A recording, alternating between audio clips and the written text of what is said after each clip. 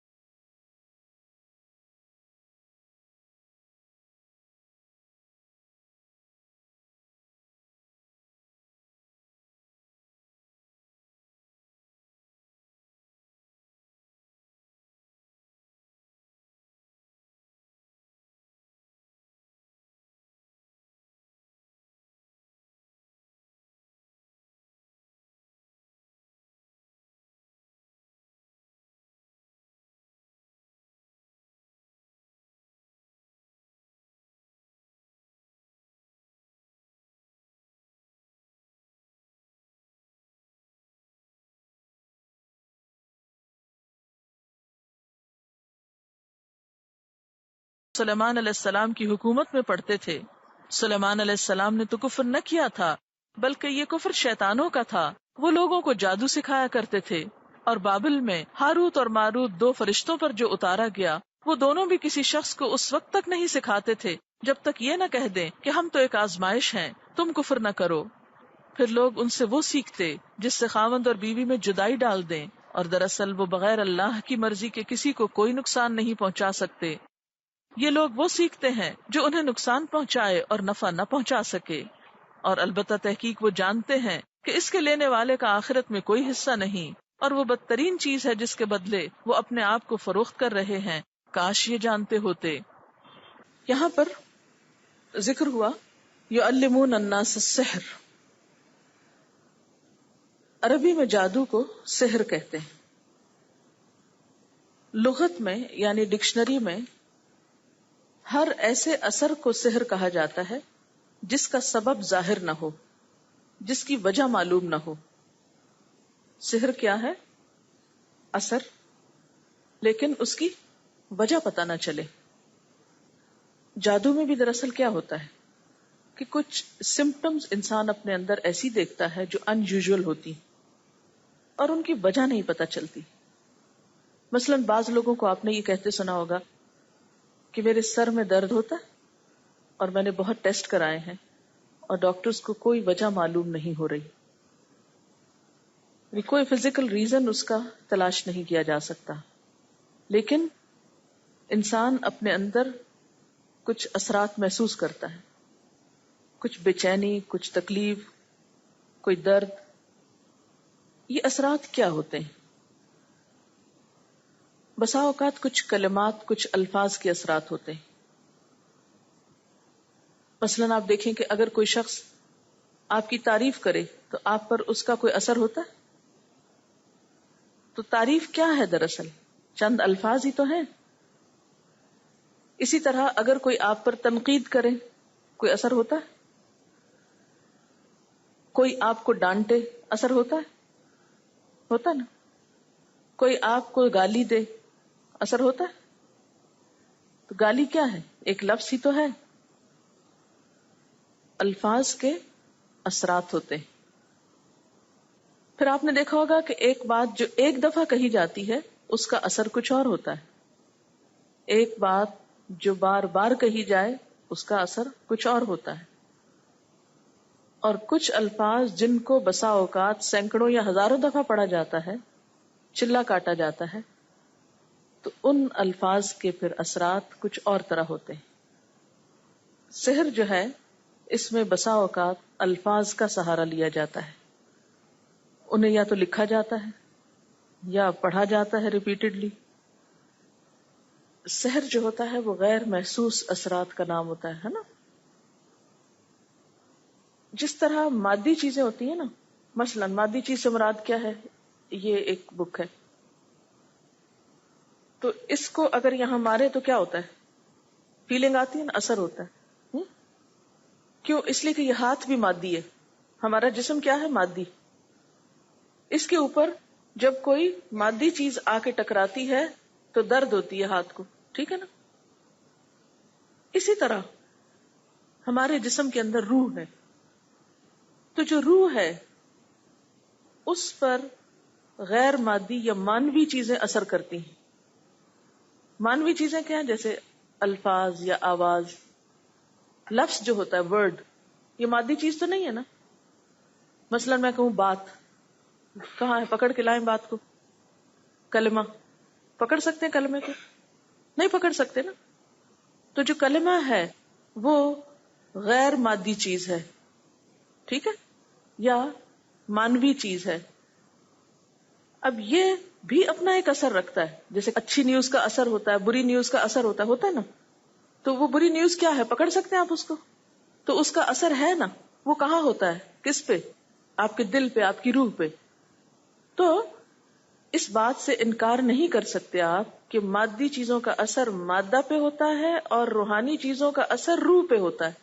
تو جادو دراصل ایک ایسی چیز ہے جس کا اثر انسان کی روح پہ ہوتا ہے، خیالات پہ ہوتا ہے، نظر پہ ہوتا ہے، ٹھیک؟ اب آپ دیکھیے کہ یہ جو خیال پہ اثر ہوتا ہے انسان کے، یہ روح پہ اثر ہوتا ہے، تو یہ روح کس کے اندر رکھی ہوئی ہے؟ اللہ تعالیٰ نے جسم کے اندر رکھی ہے نا۔ تو جب روح پہ اثر ہوگا تو اس کا اثر جسم پہ آئے گا نا، اور یہ وائس ورثہ ہوتا ہے۔ کیسے؟ مثلاً کاپی آپ نے اپنے ہاتھ پہ اگر ماری تو لگائی جسم پہ، لیکن اثر روح پہ گیا نا۔ اسی طرح جب کوئی چیز روح پہ پڑتی ہے تو اس کا اثر جسم پر بھی آتا ہے۔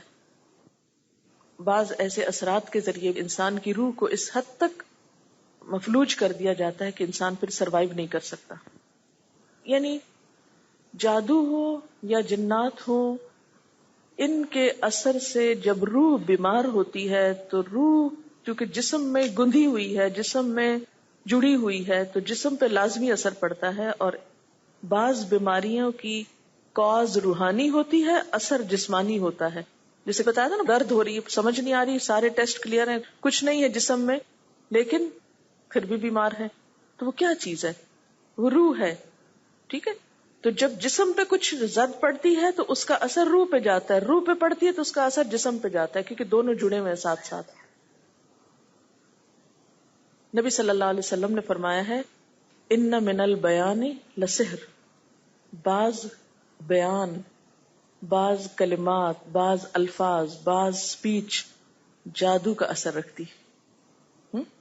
تو خصوصاً شعر و شاعری جو ہے، اس کا اثر ایسے ہی ہوتا ہے جیسے جادو کا اثر ہوتا ہے۔ یہ لفظ آپ نے محاورے میں نہیں سنا کہ فلاں شخص جو ہے وہ جادو بیان ہے، یا اس کا کلام جو ہے وہ جادو کی طرح اثر کرتا ہے۔ تو قرآن پاک سن کر جو دشمن تھے وہ نبی صلی اللہ علیہ وسلم کو کیوں کہتے تھے جادوگر؟ اثر ہوتا تھا نا دلوں پر۔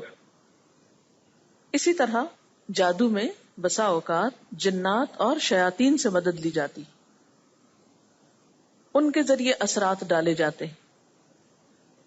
مسلمان ہونے کی حیثیت سے ہم سب جانتے ہیں کہ اس کائنات میں فرشتوں کے علاوہ، انسانوں کے علاوہ، جانوروں کے علاوہ ایک اور مخلوق بھی ہے جس کو جن کہا جاتا ہے۔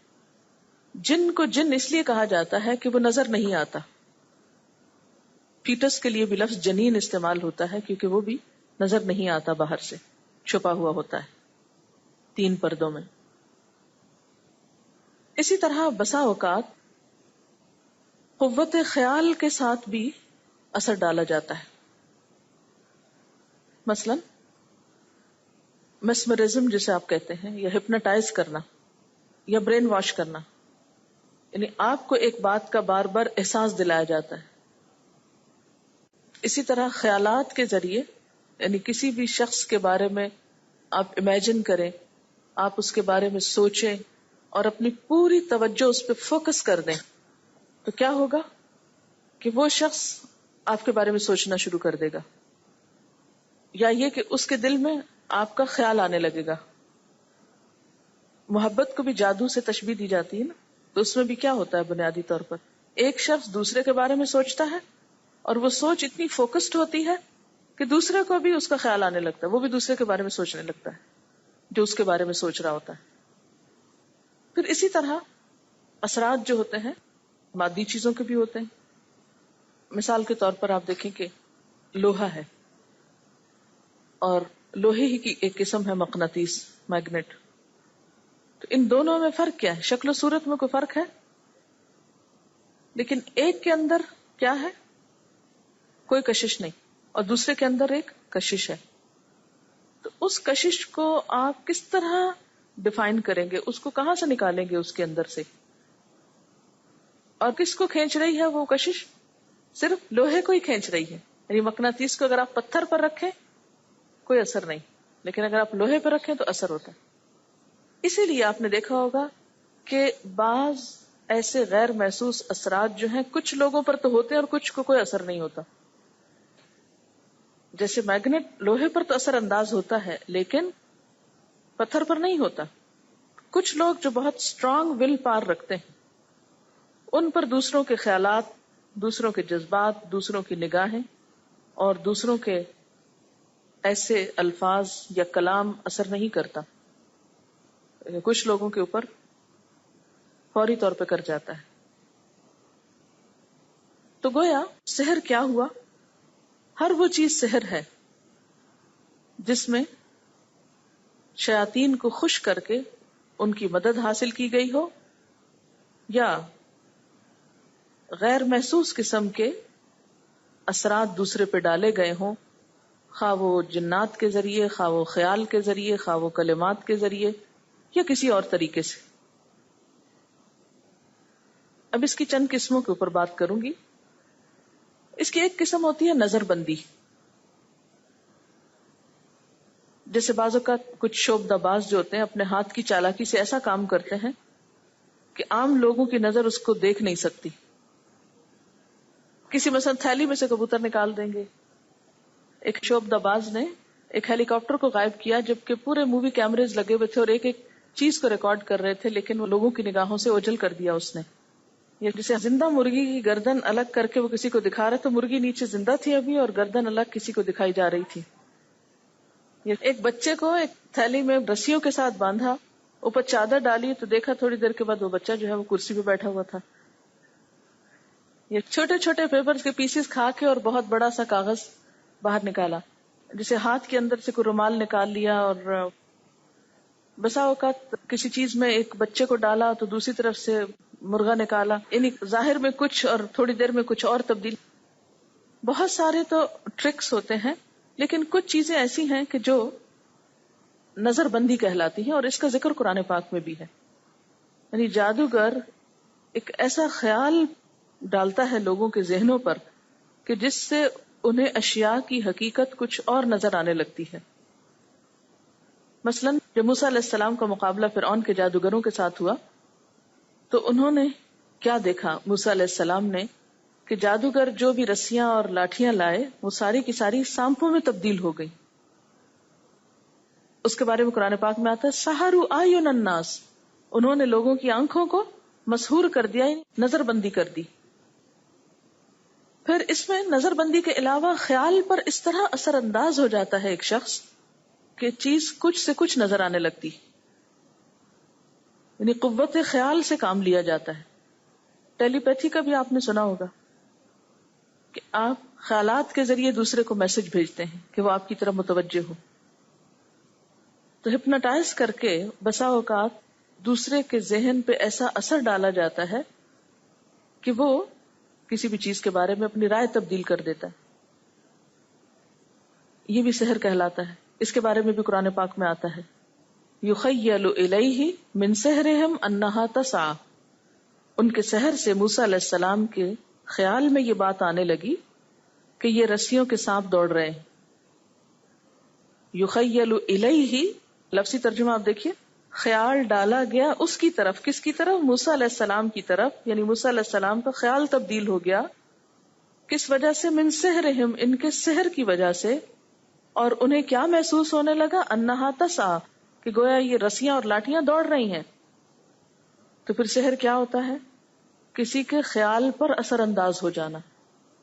تو بعض اوقات یہ بھی ہوتا ہے کہ کچھ لوگ ایسے عمل کرواتے ہیں کہ کسی لڑکی کو یا کسی لڑکے کو اس جادو یا سحر کے اثر سے اپنی طرف متوجہ کر لیتے ہیں. آپ نے بسا اوقات سنا ہوگا کہ ایک بچی بہت اچھی، بہت نیک، بہت شریف، اچانک ہی اس کو کیا ہوتا ہے، وہ کسی لڑکے کے سحر میں گرفتار ہو جاتی، پھر وہ ماں باپ کے ساتھ بدتمیزی کرنے لگتی ہے. اس کے اندر یوں لگتا ہے جیسے کوئی شیطان آ گیا ہو. اسے ماں باپ کی عزت کی پرواہ نہیں ہوتی، کسی کی نہیں. وہ کہتی کہ بس مجھے اسی کے ساتھ شادی کرنی ہے، اور وہ سب خاندان کی روایات اور عزتیں لٹا کر بسا اوقات گھر سے بھی نکل جاتی. حالانکہ سب کیا کہتے ہیں، وہ ایسی تھی نہیں، وہ ایسی ہے نہیں، یوں لگتا ہے اس کے اندر کوئی شیطان آ گیا ہے. تو بسا اوقات ایسے کام بھی کیے جاتے ہیں. پھر اسی طرح یہ بھی ہوتا ہے بسا اوقات کہ کسی چیز کی حقیقت بدل دی جاتی، جیسے ابھی بات ہوئی نا شعبدہ بازی کے ذریعے. مثلا کسی انسان کو جانور بنا دینا، یا جانور کو انسان کی شکل میں لے آنا، یا کسی کو پتھر بنا دینا.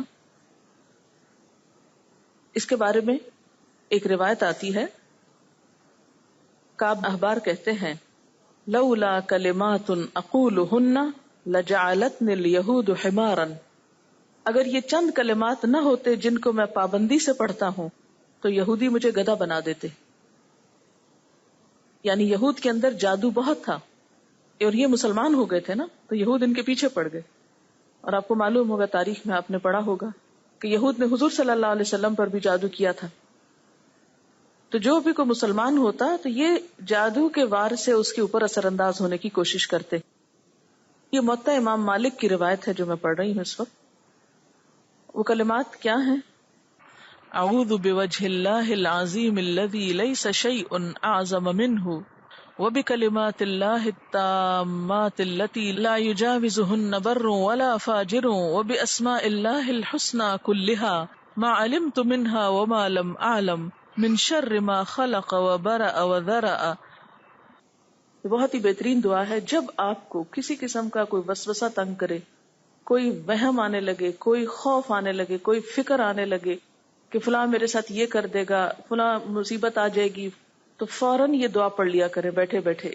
ترجمہ ہے، میں اللہ عظیم کی پناہ پکڑتا ہوں جس سے بڑا کوئی نہیں، اور پناہ پکڑتا ہوں اللہ کے تمام کلمات کی جس سے کوئی نیک اور بد انسان آگے نہیں نکل سکتا، اور پناہ پکڑتا ہوں اللہ کے تمام اسماء حسنہ کی، اچھے ناموں کی، جن کو میں جانتا ہوں اور جن کو نہیں جانتا، ہر اس چیز کے شر سے جس کو اللہ تعالیٰ نے پیدا کیا اور وجود دیا اور پھیلا دیا.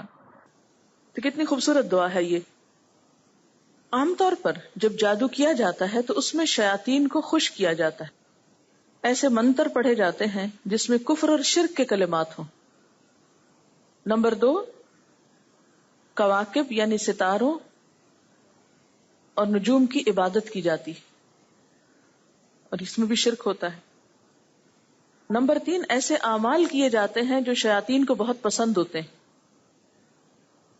مثلا کسی کو ناحق قتل کر کے اس کا خون استعمال کرنا، پھر جنابت یا نجاست کی حالت میں رہنا، طہارت نہ کرنا. اور کہا یہ جاتا ہے کہ سحر عام طور پر ان لوگوں کا کامیاب ہوتا ہے جو زیادہ گندے اور نجس رہتے ہیں، پاکی اور اللہ کے نام سے دور رہتے ہیں، خبیث کاموں کے عادی ہوتے ہیں. بعض عورتیں حالت حیض میں جادو کا کام کرتی ہیں، کیونکہ ان دنوں میں جادو کا کام زیادہ اثر کرتا ہے. یعنی جادوگر ہی نہیں ہوتے، جادوگرنیاں بھی ہوتی ہیں، جن کے بارے میں قرآن پاک میں بھی آتا ہے من شر النفاثات فی العقد. اب یہ ہے کہ ایسی چیزیں موجود ہیں، ان کی اپنی ایک حقیقت ہے، اس کا انکار نہیں کیا جا سکتا، کیونکہ یہ سب چیزیں جو ہے نا قرآن پاک اور احادیث سے پتہ چلتی کہ ایسا ہوتا ہے. یعنی جادو ہوتا ہے. کیونکہ بعض لوگ کہتے ہیں ہم کسی جادو وادو کو نہیں مانتے، تو یہ کہنا بھی انتہا پسندی ہے. جادو بہرحال ایگزسٹ کرتا ہے، لیکن اس کا مقابلہ کیسے کرنا چاہیے؟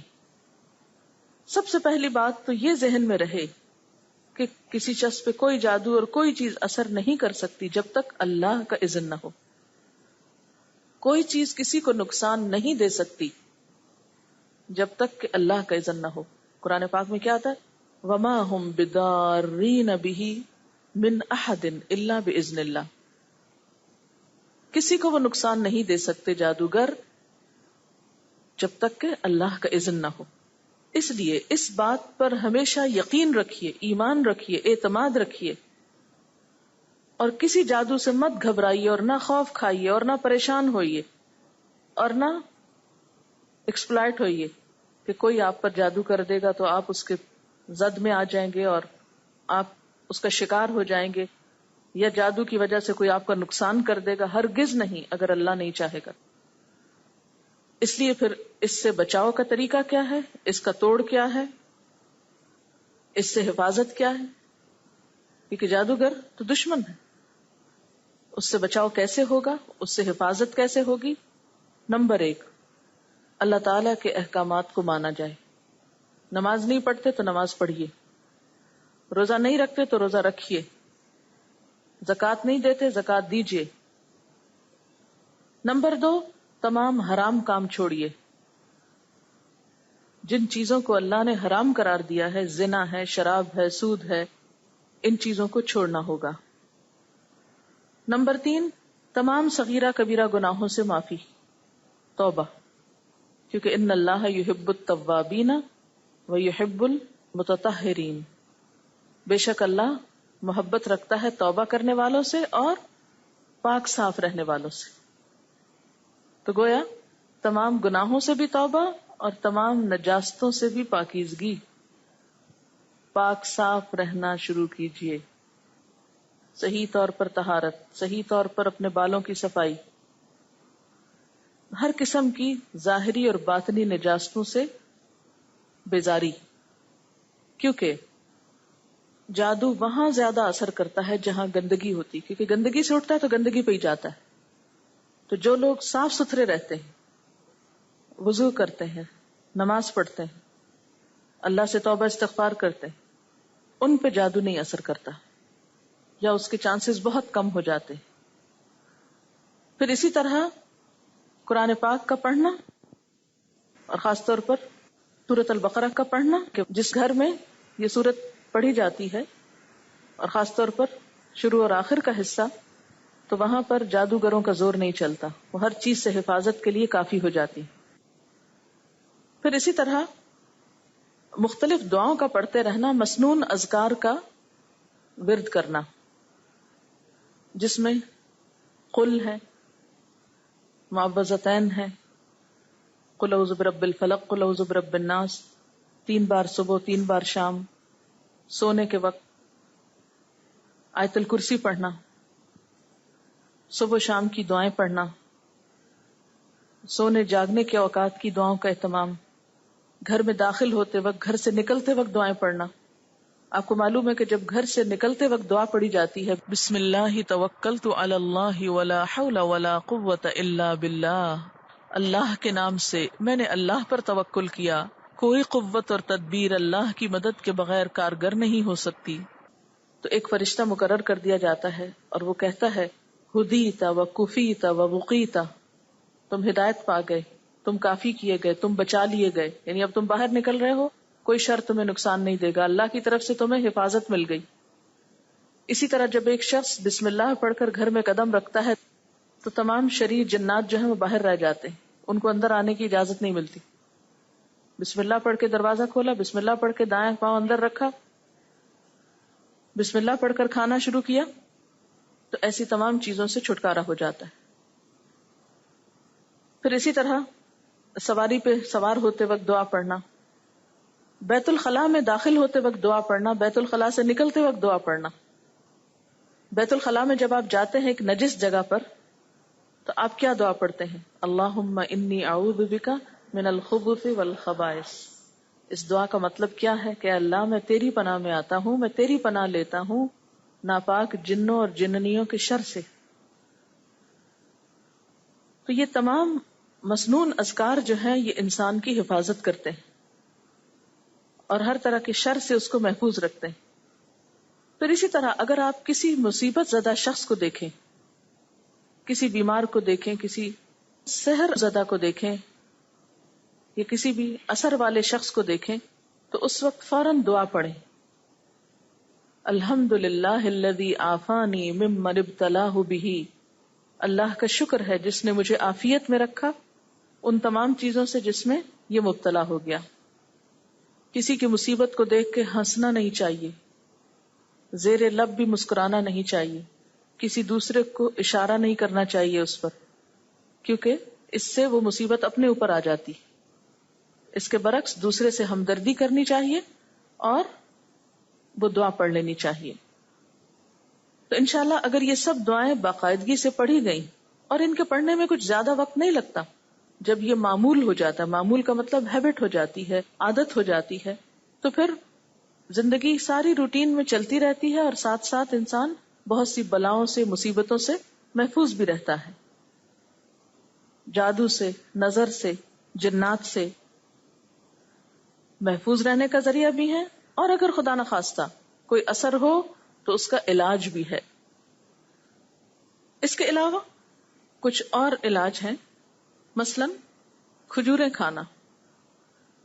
نبی صلی اللہ علیہ وسلم نے فرمایا جس نے صبح سویرے نہار منہ 7 کھجوریں کھائیں، اور آپ نے اجوا کھجور کی طرف اشارہ کیا، اس دن اس کو کوئی زہر یا جادو نقصان نہیں دے سکتا.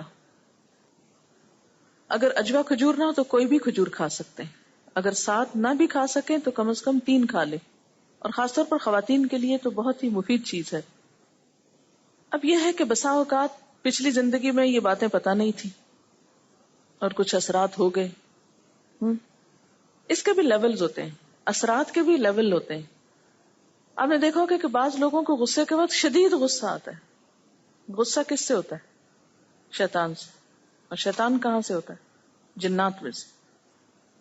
اب یہ جو شدید غصے کی لہر ہے یا یہ ریئیکشن ہے، تو آپ نے دیکھا ہوگا بعض مائیں کہتی ہیں کہ ہمارا بچہ جو ہے وہ غصے کے وقت بہت پاگل ہو جاتا ہے، آؤٹ آف کنٹرول ہو جاتا ہے، یوں لگتا ہے کہ اپنے آپ کو مار ڈالے گا، کسی کو مار ڈالے. ایسا ہوتا ہے نا بسا اوقات. بعض اوقات لوگوں کے اوپر غم کا بہت اثر ہوتا ہے، رونا رونا رونا کسی وقت اس سے نہ نکلنا. تو انسان کے اوپر جو غیر معمولی کیفیات ہوتی ہیں وہ بھی انسان کے اوپر ایسے اثرات کو دعوت دیتی. شدید غصہ، شدید غم، بہت زیادہ ہنسنا. آپ نے دیکھو کہ بعض اوقات ہنسی کا ایک دورہ سا پڑ جاتا ہے، ہنس ہنس کے لوٹ پوٹ ہوتا چلا جاتا ہے انسان. تو کوئی بھی چیز جب ضرورت سے بڑھ جائے، آپے سے باہر ہو جائے، بہت زیادہ کھانا، کھاتے جا رہے ہیں بھوک نہیں ختم ہو رہی، بہت زیادہ سونا، سوتے جا رہے ہیں سوتے جا رہے ہیں، یہ سب شیطانی اثرات ہوتے ہیں. تو انسان کو اپنی خواہشات کو کنٹرول میں رکھنا چاہیے اور شدید جذباتی ریئیکشن سے بچنا چاہیے. اب اگر کہیں شیطان کا اثر ہو جائے، کسی پہ جادو ہو جائے، تو انسان کیا کرے؟ آپ نے دیکھا ہوگا کہ بہت سارے لوگ جادو کے توڑ کے لیے، جنات نکلوانے کے لیے عاملوں کے پاس جاتے ہیں اور غیر شرعی طریقے اختیار کرتے ہیں. وہ پھر ان سے کہتے ہیں بکرا لاؤ، اس کو ذبح کرو، اس کا خون لو، مختلف بال لاؤ، اس طرح کی بہت سی چیزیں، پھر ہزاروں روپے ان سے بٹور لیتے ہیں. بسا اوقات وہ پتلے بنا کے تو ان کے اوپر سوئیاں لگاتے ہیں، بہت کچھ کرتے ہیں.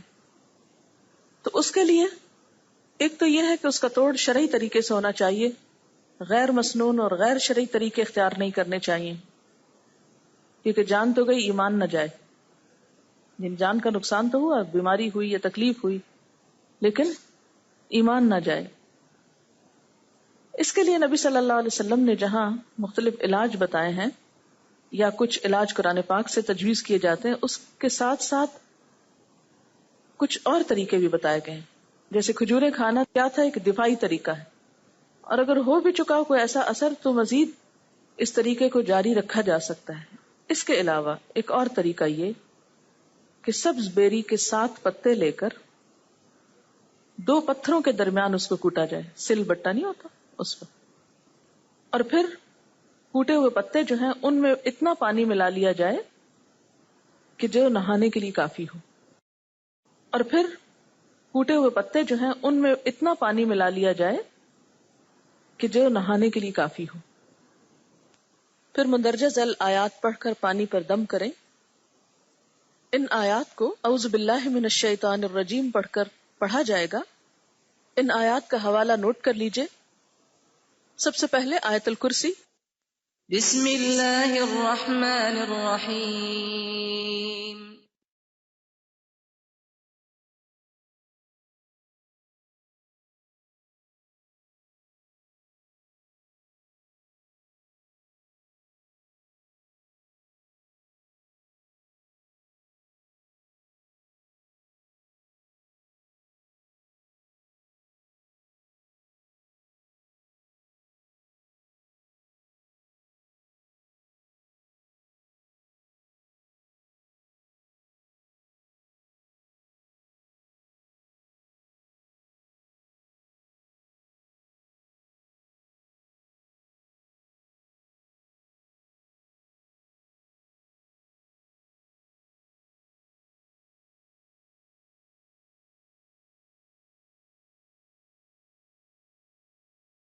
سے 122 تک، 79 یعنی 79 سے 82 آیت تک، 82 تک. وقال فرعون ائتونی بكل ساحر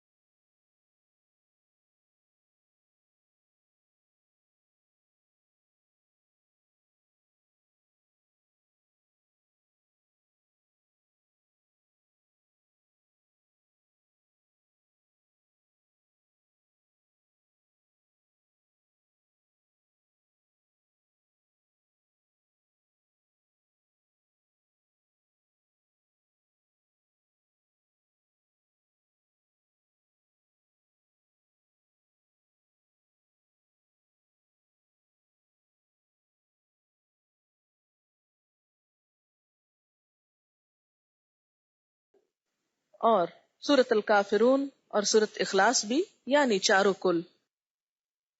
بسم اللہ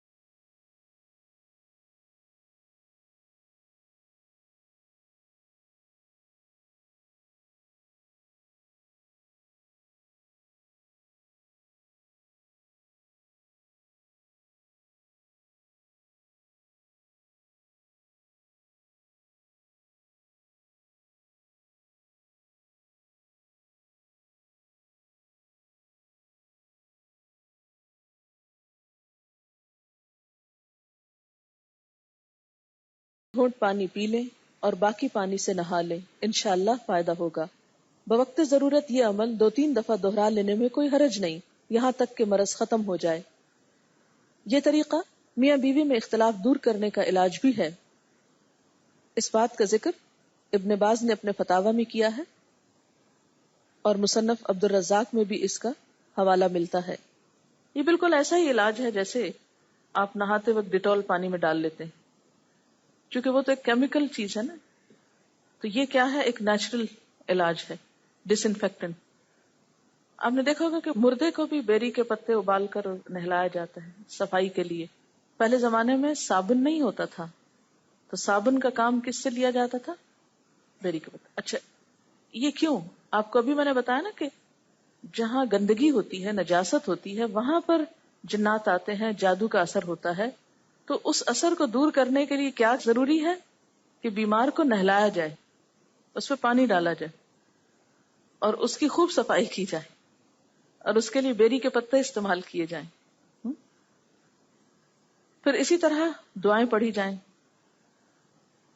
اور خاص طور پر جو حضرت موسیٰ علیہ السلام اور جادوگروں کے مقابلے میں جو آیات ہیں ان آیات کو پڑھا جائے۔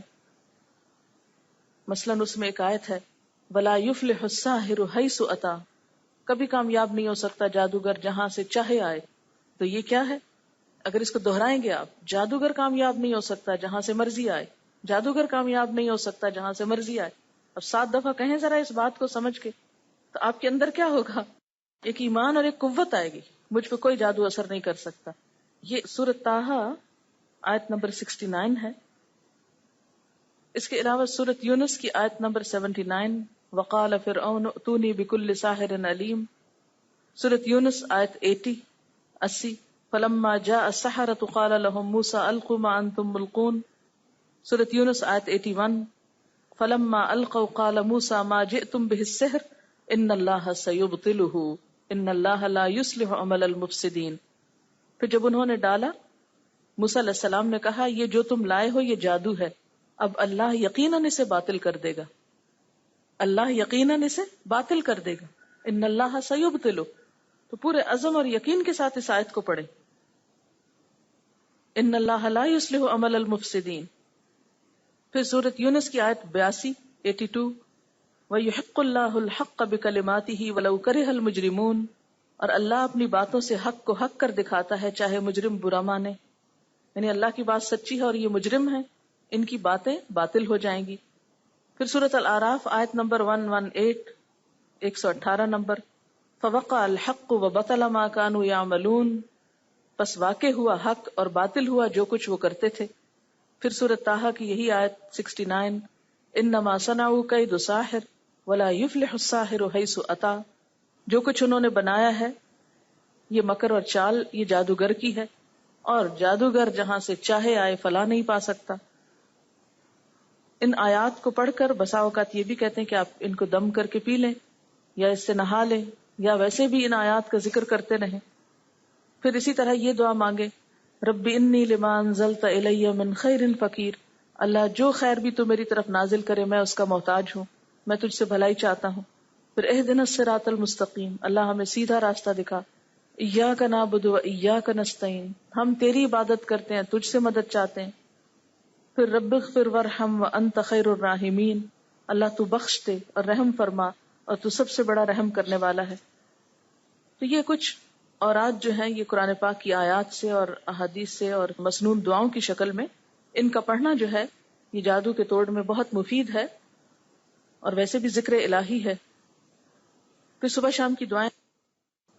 پھر اسی طرح یہ ہے کہ بعض غذائیں اور بھی ہیں جو انسان کو ایسی بیماریوں میں فائدہ دیتی ہیں، مثلا شہد، قرآن پاک میں شہد کے بارے میں آتا ہے فیہ شفاء للناس، اللہ تعالیٰ نے اسے خود شفا کہا ہے۔ پھر اسی طرح کلونجی، اس کے بارے میں حدیث میں آتا ہے کہ موت کے سوا ہر بیماری کا علاج ہے اس میں۔ تو جادو کا ہونا بھی کیا ہے، دراصل ایک طرح سے بیمار ہو جاتا ہے نا انسان، تو 3 دانے 7 دانے کلونجی کو بہت تھوڑی مقدار میں کھانا چاہیے کیونکہ کافی اسٹرانگ ہوتی ہے۔ پھر اسی طرح بارش کا پانی جو ہے، بارش میں نہا بھی سکتے ہیں یا بارش کے پانی کو اکٹھا کر کے اس میں نہا سکتے ہیں۔ قرآن پاک میں اللہ تعالیٰ فرماتے ہیں وَنَزَّلْنَا مِنَ السَّمَاءِ مَاءً مُبَارَكً، ہم نے آسمان سے برکت والا پانی اتارا ہے. پھر اسی طرح زیتون کا تیل، زیتون کے تیل کے بارے میں آپ نے فرمایا اس تیل کو کھاؤ اور اس سے مالش کرو، بے شک یہ ایک مبارک درخت سے ہے. قرآن پاک میں زیتون کے درخت کو شجرۃ مبارک کا کہا گیا ہے. یہ چیزیں تجربے سے بھی ثابت ہیں، آیات اور احادیث سے بھی ثابت ہیں. اپنی روزمرہ زندگی میں اپنی غذاؤں کو صاف ستھرا رکھا جائے اور ایسی چیزیں استعمال کی جائیں کہ جو انسان کی صحت کو بھی درست رکھیں اور ایسے تمام قسم کے جو شر ہیں یا نقصان دہ چیزیں ہیں ان سے محفوظ بھی رہیں. نبی صلی اللہ علیہ وسلم نے فرمایا جس گھر میں سورۃ البقرہ پڑھی جائے وہاں شیطان داخل نہیں ہو سکتا. حضرت عبداللہ بن مسعود رضی اللہ تعالی عنہ سے مروی ہے کہ جو شخص سورۃ البقرہ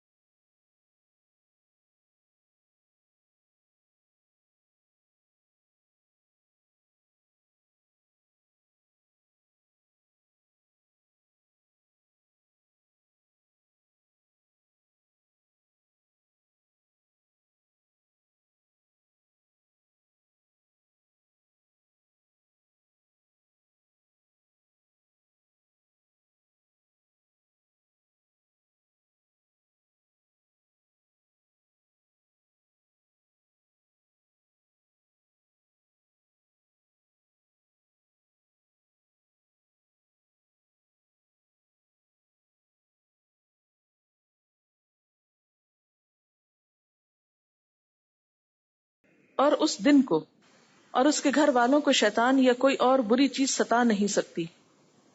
یہ 10 آیات اگر کسی مجنون پہ پڑھی جائیں تو اس کا دیوانہ پن دور ہو جاتا ہے. یہ کس نے فرمایا؟ حضرت عبداللہ بن مسعود نے. پھر اسی طرح معوذتین یعنی قل اعوذ برب الفلق قل اعوذ برب الناس. نبی صلی اللہ علیہ وسلم پر جب یہود نے جادو کیا تو اللہ تعالیٰ نے یہ صورتیں نازل فرمائی جن کی وجہ سے جادو کا اثر زائل ہوا. حضرت عائشہ صدیقہ سے مروی ہے کہ رسول اللہ صلی اللہ علیہ وسلم یہ صورتیں پڑھ کر اپنے دونوں ہاتھوں پہ پھونک لیا کرتے تھے، پھر اپنے ہاتھوں کو اپنے سر، منہ اور تمام جسم پہ پھیر لیتے تھے، یعنی اپنا دم خود کرتے تھے. رات کو سوتے وقت پڑھ کر دونوں ہاتھوں پہ پھونک مار کے اور پھر اس کو جہاں جہاں تک ہاتھ پہنچتا ہے سارے جسم کو مسح کر لیا جائے. رسول اللہ صلی اللہ علیہ وسلم کا ارشاد ہے کہ اگر کسی کو شیطان خواب میں ڈرائے تو وہ یہ دعا پڑھے: اعوذ بکلمات اللہ التامات من غضبہ وعقابہ وشر عبادہ وہمزات الشیاطین وان یحضرون. میں اللہ کے پورے کلمات کے ساتھ اس کے غضب اور اس کے عذاب اور اس کے بندوں کے شر سے اور شیطانوں کے وسوسوں سے پناہ مانگتا ہوں، اور یہ کہ وہ حاضر ہو میرے پاس. تو جب یہ دعائیں پڑھی جائیں گی تو انشاءاللہ تعالی ان اثرات سے آپ محفوظ رہیں گے. اور یاد رکھیے کہ قرآن پاک بذات خود شفا ہے. اگر قرآن پاک کو ترتیل کے ساتھ پڑھا یا سنا جائے تو بہت اثر ہوتا ہے، اور خصوصاً آیت الکرسی کا سننا کثرت کے ساتھ، اس سے فائدہ ہوتا ہے. یہ چیز بھی انشاءاللہ ایسی تمام شرارتوں اور شر اور مصیبتوں سے بچاؤ کا ذریعہ ہوں گی. قرآن پاک میں اللہ تعالیٰ فرماتے ہیں وَنُنَزِّلُ مِنَ الْقُرْآنِ مَا هُوَ شِفَاءٌ وَرَحْمَةٌ لِّلْمُؤْمِنِينَ. اور ہم نے قرآن مجید کو اتارا جو مومنوں کے لیے شفا اور رحمت ہے. تو قرآن پاک کا پڑھنا شفا اور رحمت ہے.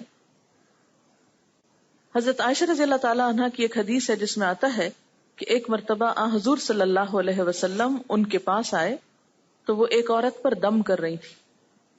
تو آپ نے فرمایا عالجیہا بکتاب اللہ، اس کا علاج قرآن مجید سے کرو، یعنی قرآن مجید کا کچھ حصہ پڑھ کر اس پہ دم کر دو.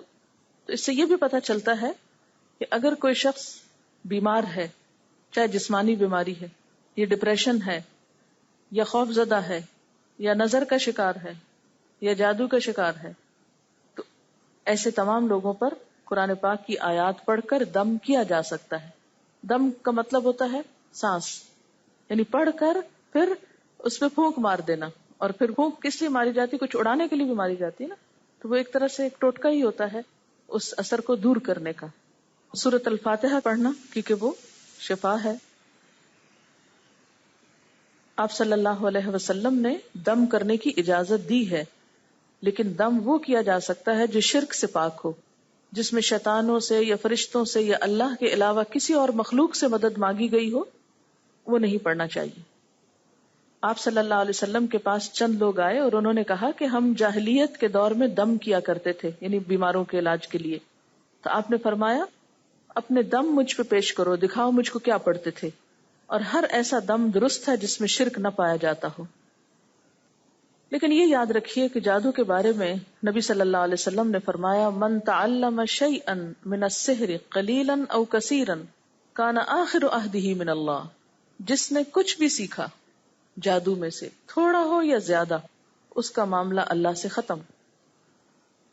آپ صلی اللہ علیہ وسلم نے فرمایا جس نے علم نجوم کا کچھ حصہ حاصل کیا تو گویا اس نے اتنا جادو سیکھ لیا، اور جس قدر سیکھتا جائے گا اتنا ہی اس کی وجہ سے گناہ میں اضافہ ہوتا چلا جائے گا.